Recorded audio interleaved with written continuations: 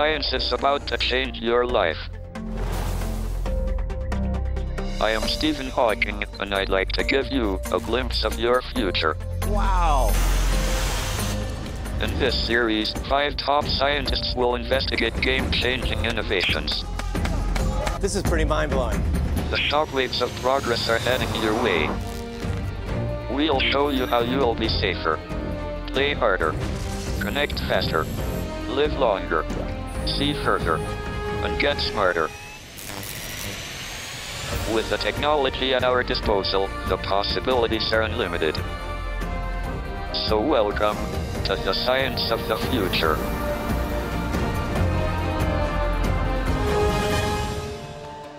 "70 years ago, the first electric computers were switched on. Now, microprocessors are so ubiquitous, the boundaries between the physical and the virtual are starting to blur. Our 5 scientists examine how this is opening up a whole new dimension.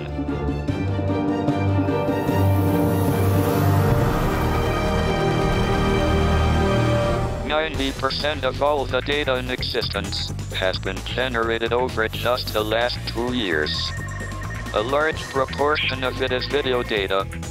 Computer-generated environments already have many applications, but can we put this technology to better use? Military and law enforcement officers often face dangerous situations. Their training can make the difference between life and death. Is it possible to create a virtual world where they can experience extreme danger without the threat of actually being harmed?" Karen Bondar is going to Georgia to investigate a cutting-edge system that's being tested on recruits.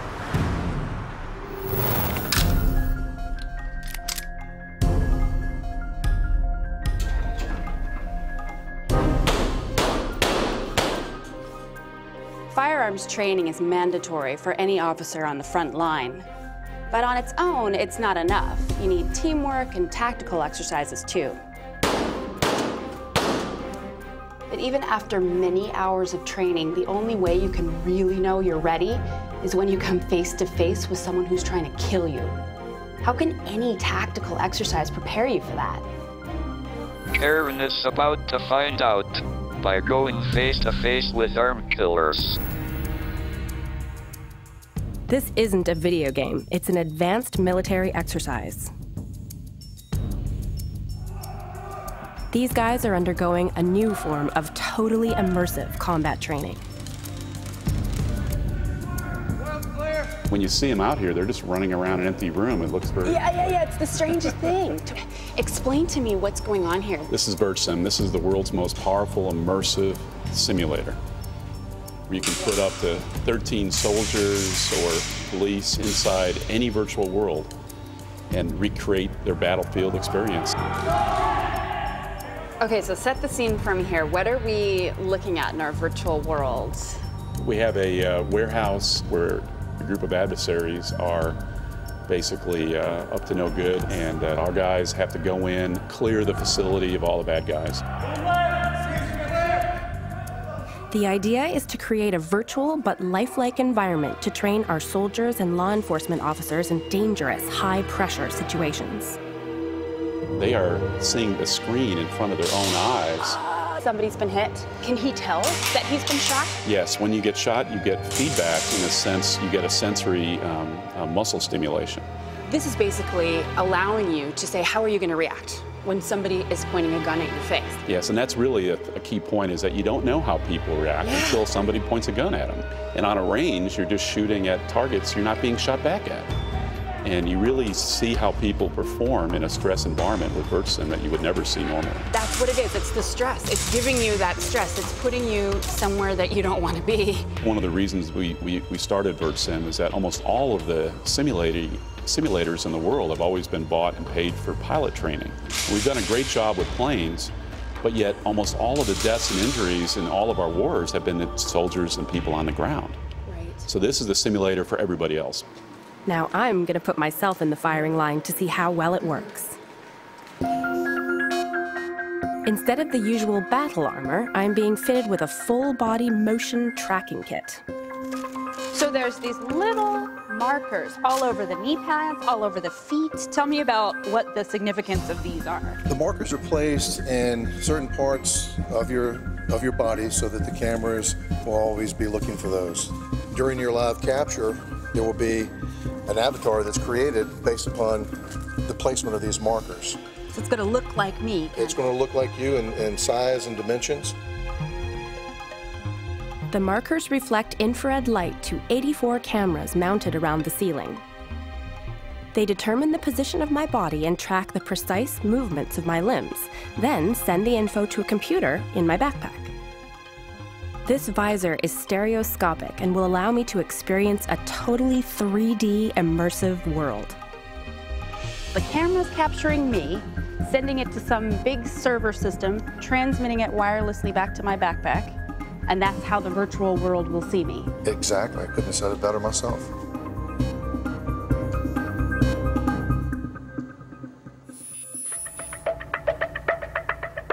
Today, there are no M16s. We'll be firing electronic weapons. They are weighted like the real thing. You aim them the same way, and they recoil too. Through this door, I see. Time for some target practice before the exercise. Did I get him? Nope. Nope. Oh, shoot. Hide left. Okay, thank you.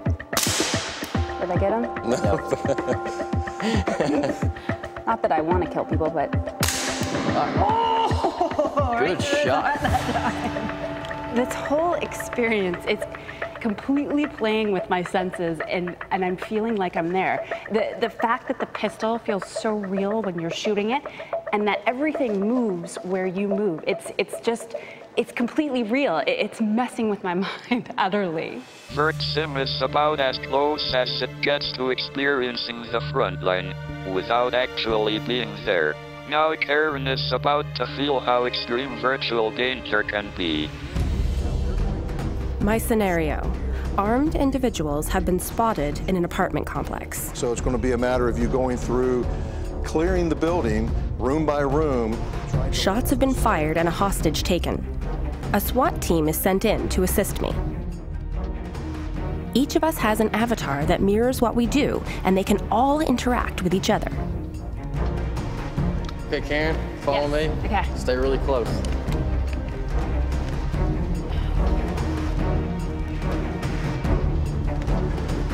Okay, Karen. Yes. We're gonna go left and clear that side, and I'm gonna go right. Okay, bathroom, clear. All right, you clear that first one. All right, we'll move up to the next bedroom on the left. I'm behind you. Clear? Yeah, All clear. right, we'll move out to the stairwell. Okay. It's crazy how scared I am right now. All right, you watch behind us, and I'll watch. Oh. What do you got, Ken?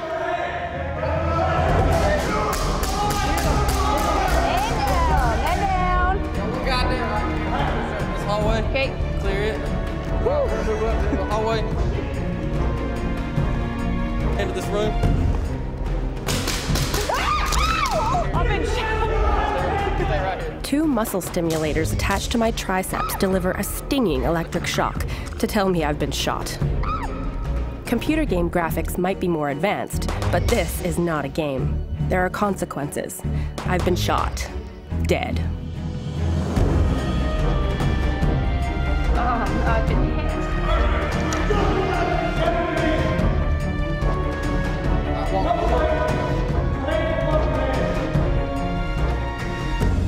Oh, that was intense. Oh, I am sweating. My heart is racing. That was literally terrifying. It was scary to go into each room one after the next. And then right at the end, I get shot. I just get blown down. It hurts, and my game is over. Time for the debrief. Joe Harmon is going to break down the hostage scenario. As we see you clearing this room, and you're keeping the weapon up, you're doing a good job of keeping your eyes on the danger areas, you're moving through in a nice methodical fashion. You're making a room entry very decisive. You're hitting those corners. And by hitting the corners, I mean you are pointing your weapon and having your eyes on that next deadly threat. Right, they're coming out. You've cleared that first apartment.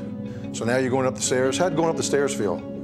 Oh, it was very strange, you know, because you feel like you want to go up, and the system just facilitated that for you. And right now you have your weapon pointed at your partner's head, which may not be always a good thing, but you've got the Charlie's Angel pose down perfect. So that's awesome. Oh. Now you're doing a good job here. You're covering the six, we call it. And look at this.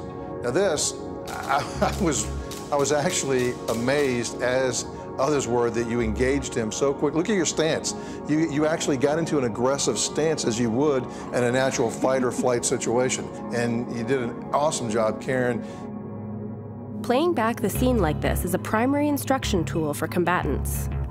And this kind of feedback and simulated training could be used in all kinds of other applications, from sports coaching to practicing complex surgical procedures.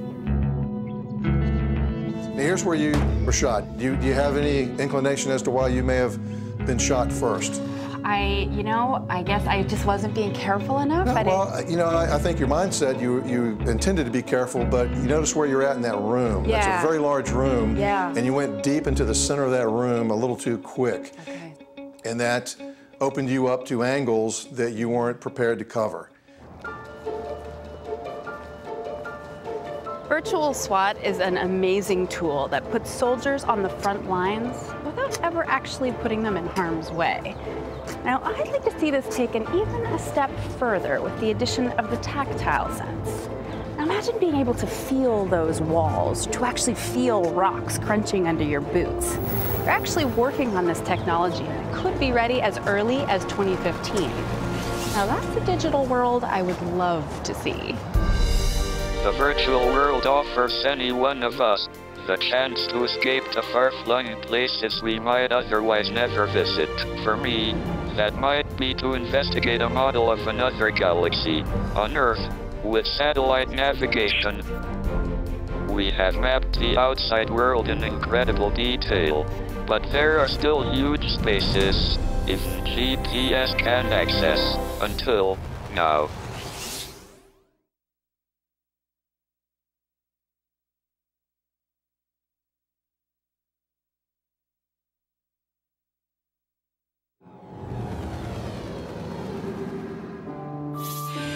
Let's face it, it's pretty hard to get lost these days.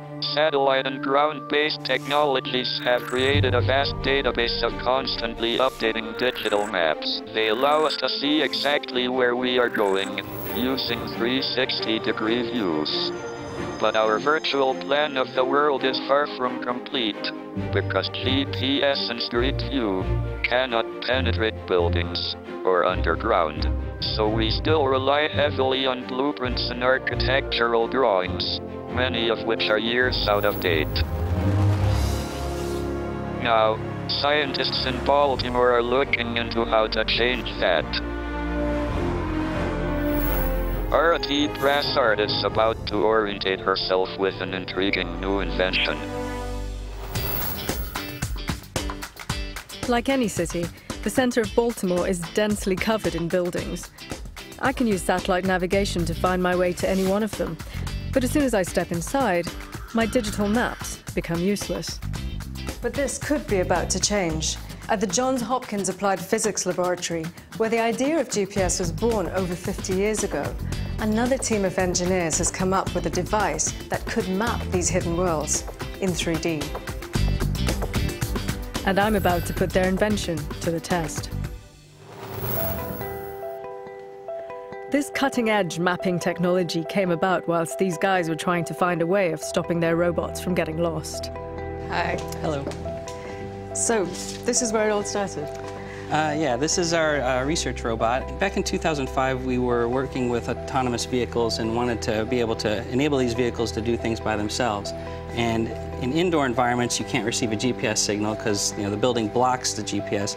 So we needed to use a technique called SLAM, simultaneous localization and mapping. And what that does is it builds a map of the environment using the laser scanner, and then the robot can use that map to essentially wander around and navigate in the environment. The laser spins round 360 degrees, shooting out 40 infrared scans a second, and the computer measures the time it takes for the beam to go out and come back.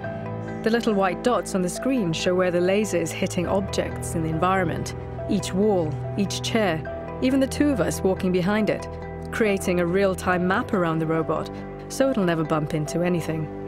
How did you take this technology and develop it into something that's useful for humans?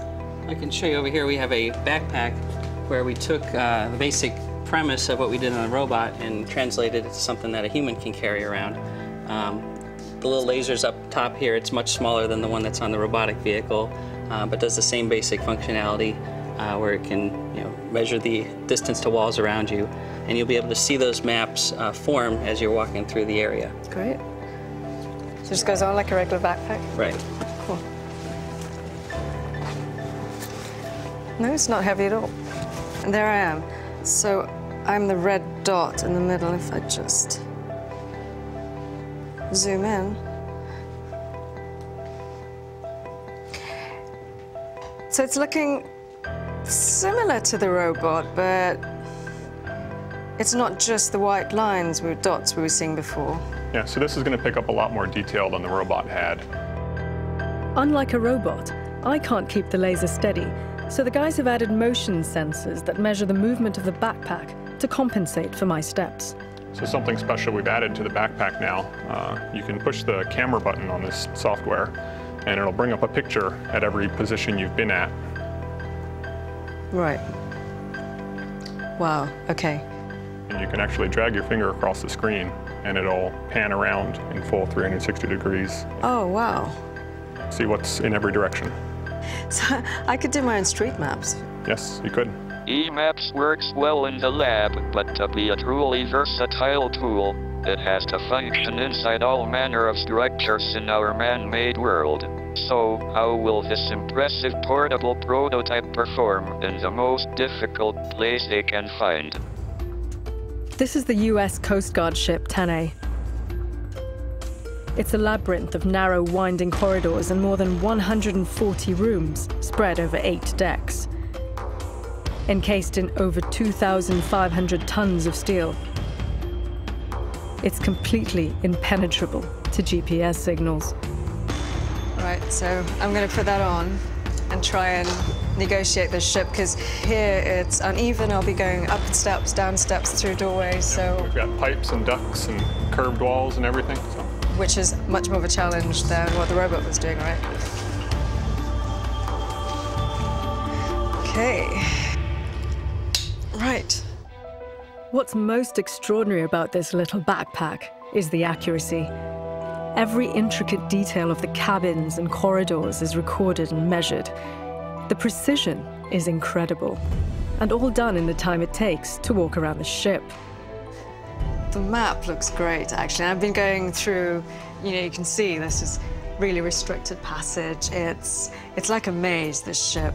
And I've been going up and down. The ship itself is slanted, going over steps and ducking, because the doors are really low, but I'm quite impressed, actually, with what this technology's managed to produce. I've got a really nice map here. And what's really astonishing is all the detail it got. You can see all the walls in the room. Yeah, each little square on the map is about 2 inches. There's camera images captured every step, so we can click the camera icon and then click in this room here, and then you can... This is where we are now. Yeah, look around inside this room and see everything that was there when you walked through that environment. If you've got the camera on here, what else might you be able to do to detect in the environment? Right, one of the things we wanted to do with this system is have the ability to integrate a lot of other different types of sensors. For example, this one in the front is another laser scanner pointing up. So it's scanning out in this environment, so as you walk through an area, you're getting a full 3D point set, so you can create a full 3D model of the area that you walk through. And then we also want to incorporate a bunch of other types of sensors. For example, we say you wanted to map a mall and see what your Wi-Fi coverage looked like throughout the mall. you could incorporate that sensor with the system and generate a map that shows you both the map of the location and then those sensor data on top of that. So, and it's interactive. Yeah, it's interactive because you have imagery. So if this is the type of technology that enables them to see that location virtually without having to be there. And it's amazing. It really is astonishing how accurate it is. EMAPS has already proved it's capable of mapping ships. Over the coming years, more and more buildings will be added to our 3D virtual map of the world. Even in a huge shopping mall like this, we'd never get lost again. It also has potentially serious applications in the more immediate future. It could help our rescue services map a collapsed building in minutes, or the police map a crime scene in seconds.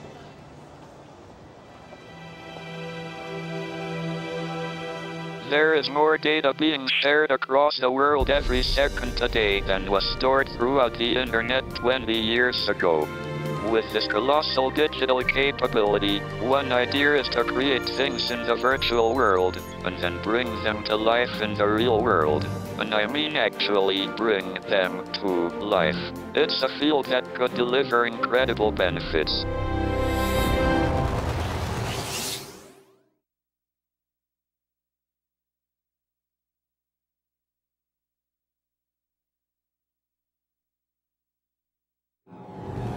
When I was diagnosed with a degenerative disease, I was 21.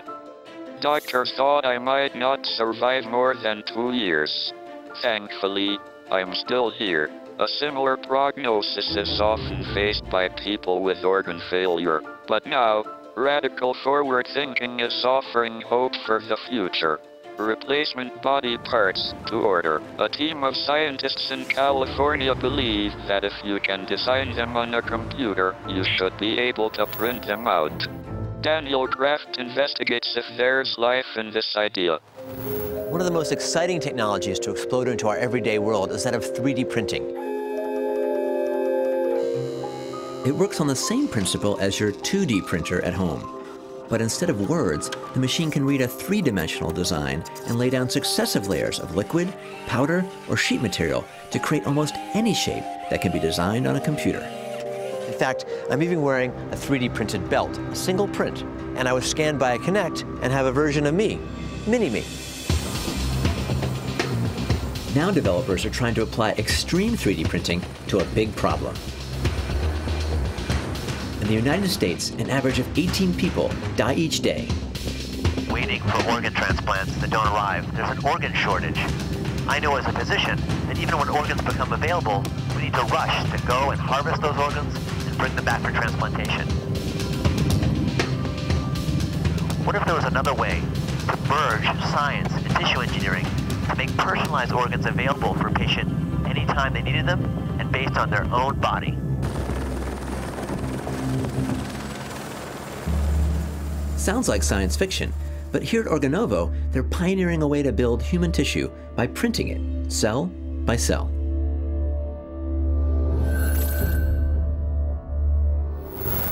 Keith Murphy is the co-founder.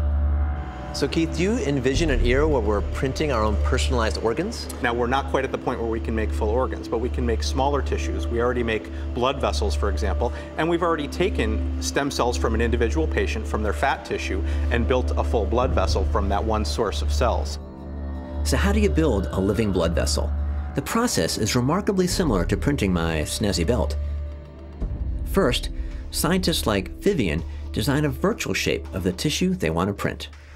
I just finished building an example of a tubular structure or a blood vessel. This is a nice interface because it's very easy for the user, for example, as you can see me here, clicking through these building blocks that defines whether or not the material is a gel or it's a type of cell, which the printer knows which one to print. So here it's cell A, B, or C, for example, and those would be different cell types, different sorts of inks, yes. Right? Can I build, for example, a different shaped blood vessel, not just a round one? Absolutely. I'm gonna try it? Yeah, go try it. Okay. So even a doctor can design a blood vessel. How many cells would be in each of these circles here? We're talking in orders of millions of cells for each blood vessel, though. So this is pretty incredible. This is like a computer-aided design. You might be normally building a square or a picture on a screen, but in this case, we're using the design software to build not just an object, but actually a cellular material, a blood vessel in this case. And this is really, I think, the future of tissue engineering. Three-dimensional, as you think it, you can print it. This is an ambitious project. From here, the next step is to make bio-ink from living human cells. If they can be printed to form a structure that stays alive, it will be extraordinary. Will it work?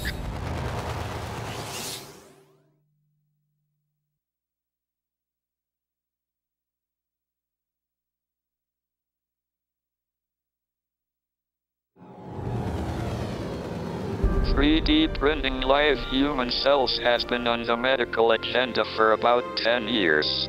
Now, Daniel Kraft is finding out whether one of the leading developers in the field can make it work." Turning virtual cell structure designs into reality is the challenge.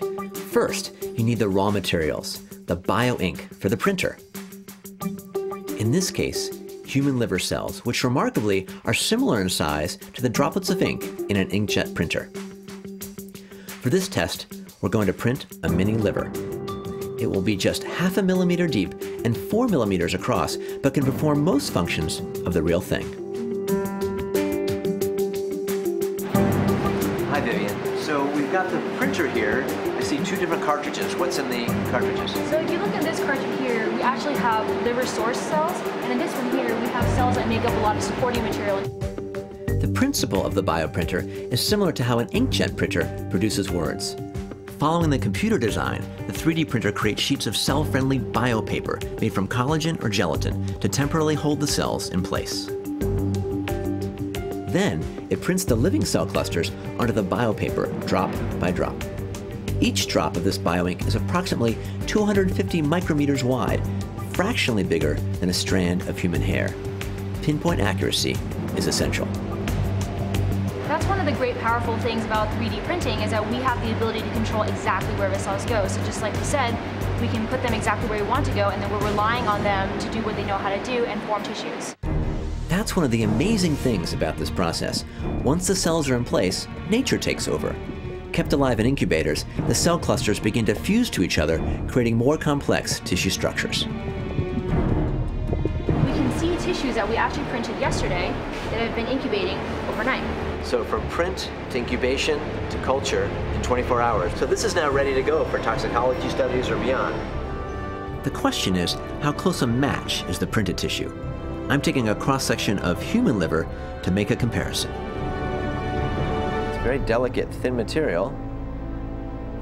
And I'm making 5 microns thick. That's about 1 cell layer. And once it's layered on the slide, I can stain that, put that under the microscope, and see what we've got.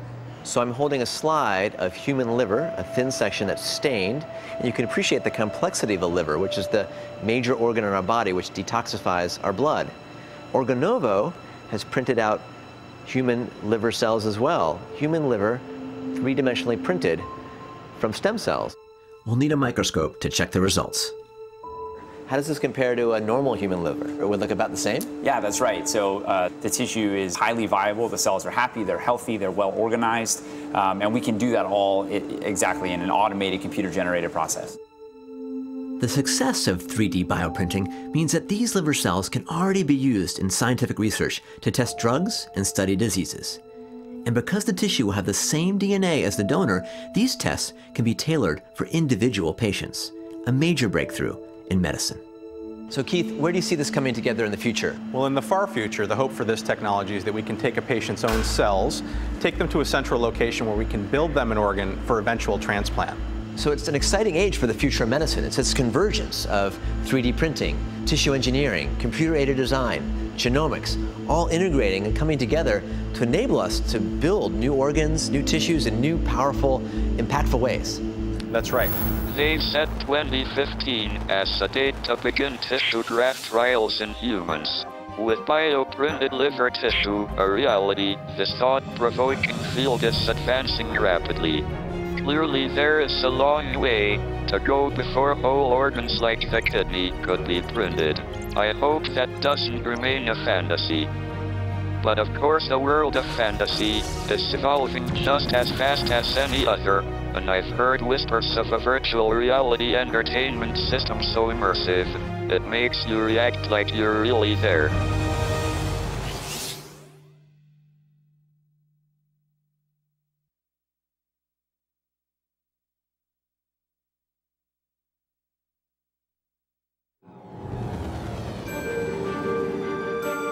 In the lucrative world of entertainment, virtual reality has been an elusive dream for decades.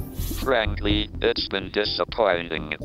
Will we ever be able to engage so completely that what is real and what is imaginary becomes a distinction just in our minds? A team in California claims they've made a breakthrough. Chris Elias-Smith is on his way to field test a futuristic headset they have developed, and to find out if it warrants all the interest it's generating.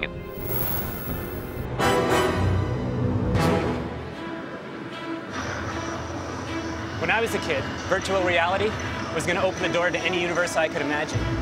I could be a warrior, a starship captain, a snowmobile rider, anything, anywhere, anytime. And the technology of VR was just around the corner. Out of the way, out of the way. Uh-oh. Snowmobiles and trees do not mix. This is big, it's loud, pretty fast. It isn't VR. You just won the gold medal. First, you can dance, you can dance. That's right. Governments and corporations are piling millions of dollars into virtual reality research. This is a dream from science fiction, but it never really found it into the everyday world. Is that about to change? I'm here in Southern California to meet Palmer Luckey. Has he made VR work? I'm going in. If there's a secret inside, I'm going to find out what it is. Chris Elias-Smith. Palmer Luckey. How you doing? Really good. Great. So Palmer, you probably know better than anyone else that people have been trying to do VR for the last 20 years or so. What in particular did you bring together in order to succeed where others have failed? If you've seen The Matrix and you're a gamer, you want the Matrix technology for all your games. And what I found out as I researched is that virtual reality actually isn't as advanced as a lot of people think. Did you look at what was out there? I bought an enormous number of head-mounted displays, and I started to take them apart, see how they worked, and then try to make improvements and modifications to them. So you've got all kinds of stuff sitting on your desk here, and one of the things that pops out is this guy. So this is an old I.O. Glasses PC. You want to try it out? Yeah, for sure. So there you go. You can see this grid. You're in a cutting-edge virtual reality environment right now. That's right. Oh, that's crazy. So you can see, so I'm looking there, and I go back. I can see the problem here. This old technology can't accurately track my head movement. The walls are moving in a strange way, and it's making my head spin. Developers call it drift. So can you explain what I'm seeing and why it's so disorienting? So what you're seeing is tracking that's being performed primarily by an accelerometer. And the problem with an accelerometer is that it can really only measure acceleration and the direction of gravity. So you can see the entire room is, shifting around you as you look around. Yeah. This poor tracking causes another problem, latency. You move, and there's a lag in response time. It doesn't make for a comfortable or useful experience. But apparently, Palmer Luckey and his team have cracked the problem of both drift and latency by building the Oculus Rift. It's time to see how it works. So, we got the Oculus Rift development kit. Cool. So can I actually take this puppy apart? You can, yeah. So this is basically like part of ski goggles. Exactly. What's this guy do? So that's our custom tracker that we designed specifically with VR in mind. Nate tells me this chip contains a digital gyroscope that senses changes in head orientation 1,000 times a second, and, like the inner ear, sends signals to a sophisticated processor. And that sits right in that front faceplate, tracking the user's movements. This actually reminds me of how the brain works. And essentially, you're taking the same measurements that the brain does and using those to update the screen just the way the real world would be updated. Yeah. So the Oculus Rift has some parts of a brain on a chip. Oculus Rift has reduced the problems of drift and latency, but for virtual reality to really work from the moment you plug in, you have to be unaware of your real surroundings and immersed inside the virtual environment. The technology needs to make you believe in what you're seeing. Now these do not look normal. What is this? This is not usually in a ski mask. Sure. So this is the whole lens assembly. All the secret magic of the Rift is really, a lot of it's here. They are basically strong magnification lenses and gives it a distortion that actually wraps it around you when you're looking through it. So this is allowing it to go all the way across my field of vision, making it more immersive. Exactly. Like those little screens before. Exactly. All right, so those are pointed at this screen. They are. That's what this is. To see how it works, I need to fire it up and take a look. Just take that with 2 hands, bring it up to your eyes, and actually just pull the strap over your head just like you would ski goggles. All right, oh, it's pretty blurry. What you want to do is find the sweet spot right in the center of the optic. So if you just move it up and down a little there we bit. go. Yeah. Better? Yep. Great. Just drop right in. I'm hooked up to a popular video game, except I'll be playing it in a virtual 3D world. So what I'm seeing on the monitor is actually the same thing that's being rendered inside the headset. We have 2 images of the game world split for each eye. And inside the Rift, what you're seeing, Chris... There's only one. There's only one, right. Your brain is fusing these together. It's designed to behave exactly like your eyes do in real life. And that's a big part of what makes the Rift so immersive, is that stereo depth, that when you look off in the distance, you actually get that sense of distance and scale. All right, so do this for me. Look left, look right, up, down, and then actually look over your shoulder 180 degrees behind you. So turn your body and actually look behind you. So you do have full 360-degree low latency head tracking, a big part of what makes the Rift an immersive experience. So I'm gonna hand you a controller. Okay. Just hands out, there you go. So you're set. You can take off through the city of Hawkingi. Cool. As soon as you turn your head, you can see the entire thing. It's like you're in the city. So I'm fighting this evil mech warrior guy here, and I don't have any problem tracking him at all. I can run around, I can stare at him. Why can I do this so easily? One of the key parts of the Rift is really that low latency head tracking. It's really crucial to having an immersive experience, right? We need the player to feel as though they're there in the world. There's no way to show the experience the way I see it, but I can't sense any latency problems. The sensor data is being processed so fast that the lag is roughly 30 milliseconds. That's getting close to how we see the real world. Below 20 milliseconds, any delay is no longer perceptible. If we want to get to the holodeck, we need to minimize latency as much as possible, driving down towards 0 milliseconds.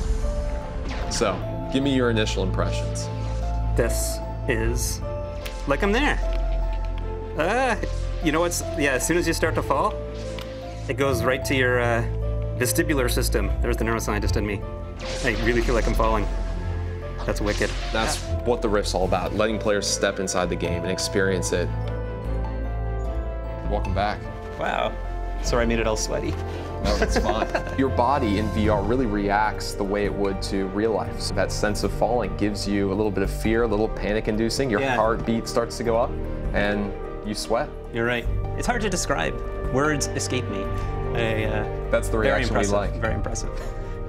So I play games, I don't make them. When am I going to get an Oculus Rift? We don't want to release something before it's ready. We have to make sure it's right. At the same time, we want this to come out just as much as anyone else does. So are we talking weeks, months, years? We're talking months, not years. A full production launch is expected in 2014. With virtual reality, this version of Fantasy and Escape will be even more mind-blowing. The tech world is betting that Oculus Rift is going to be a game changer.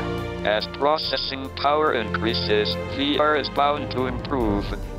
But there is still a question about the interface between us and the technology. To become truly seamless, computers need to read our minds. How can science make this possible?